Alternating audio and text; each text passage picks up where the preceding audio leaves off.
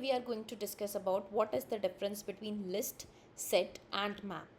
You are going to use a list when you are not worried about indexing. You are not worried about the duplicates. You are saying, okay, let it go.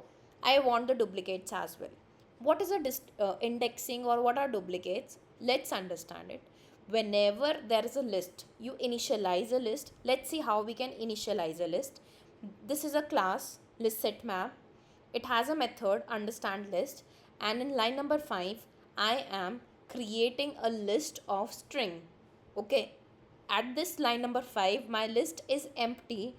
Then using the dot add, I this dot add is a method. Using it I am adding my first element, which is mango, which will be stored at the 0th index. Okay, my first element would be stored at the 0th index. Okay, then I am adding one more element, and then I am adding again apple, right? Two times I am adding apple. But in list we are not worried about duplicates. It is saying, okay, let it be, I want it. Apple and apple will come two times in my list. Okay, then comes, what if I want to get a certain value based on the indexing? As I told you, the elements are stored based on the index. So the first thing would be stored at the 0th index would be mango. On the first index it would be apple, and then again on the second index it would be apple. So item present on the first index, which is mango, can be accessed in code using dot get method and putting in the indexing. Okay, I hope we are clear till line number 15. Then comes, imagine there is a scenario. Now I don't want I don't want mango at the first place. Okay, I want that on my first place it should be orange. And how do I access the first place? Using the 0th index, right? Because indexing starts from 0. So this is how, using dot set, by putting the index and then the value, I can replace with the help of indexing.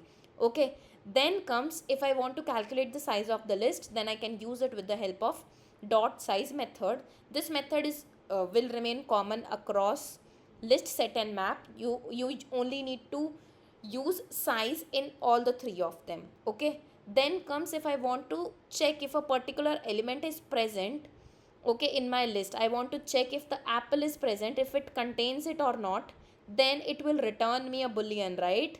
If it contains or not, apple is already there in my list, so it will return me a true. And then with the help of dot remove, it is again a method where we put in our indexes for which I want to remove. Let's see how the debug statements for this are getting printed. Initially there was an empty list. I added mango, so in circular brackets it is showing mango. Then I added two times apple, it would be mango apple apple. On the first index it's mango, which we did it using the dot get 0th element, right? Then 0th index. Then it is like I have removed mango and I have replaced it with orange. We can use it using the dot set, right? Then the size using the dot size, then contains or not using the dot contains and the value. Then I have removed apple, okay, removing the first index, so I have removed my the in between apple. Then it is coming orange and apple. I hope till here we are clear with the list. Let's move ahead. What is a set?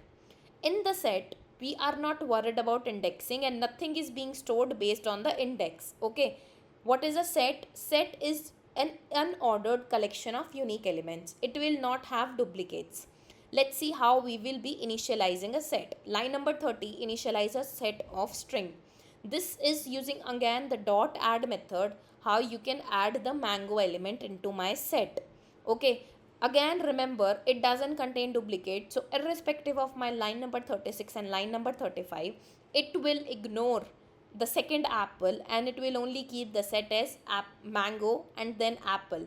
Okay, then comes the size, which would remain same, dot size. Okay, this is a method which will be used, which will help us to calculate the number of elements present in the size. And this again, the dot contains, would help me to check if apple is present, true or false. Okay, then comes the remove.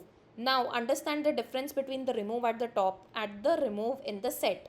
Here in the remove I have given the value. Okay, I am removing with the help of value because there is no indexing in my set. But here in the list, I am removing with the help of index. I hope we are clear with the set and the list. Now comes the map. What is a map? Map is a collection of key value pairs where my keys remain unique. Okay, where my key remain unique.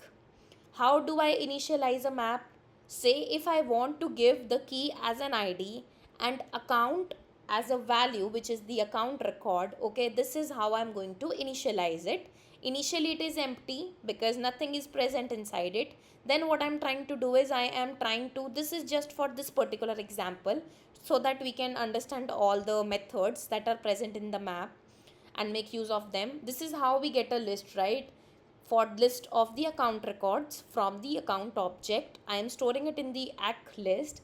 And then for each of the accounts in my list, what I am doing, so remember in the list and the sat, what we were doing, we were using dot add, right, to add the elements. But in the map we use dot put.